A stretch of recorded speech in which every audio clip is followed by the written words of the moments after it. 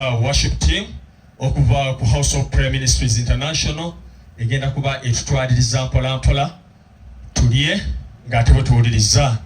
Tulinawo abagenyi ab'enjawulo abagenda okutwegattako ogeza ba LC webali, ba government officials bangi webali abagenda okutwegattako.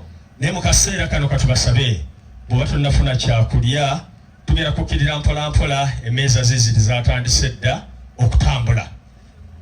Eri abo abatajja kugenda mu layini mpolampola ate wano waggulu era nawo essaawa yonna wagenda kujjulawo emmere tujja genda oliiraawo n'akatebe weekali bw'omala okulya tuddeyo tutuule. Naye nga mwebale nnyo okujja, mwebale ddala bataata baffe abalungi mwe ne we mutuula tutaddewo abaana bagenda kutuleetera ku mmere bajja kugitusanzaawo tusobole naffe ate okugiwoomerwa. Temweraliikirira abaana ke baleete emmere. Baganda baffe aba funeral service essaawa yonna okuva kati bajja kuba bakola omukolo gwabwe omulungi ogw'okutuleetera munnaffe Richard bamuteerewaawo.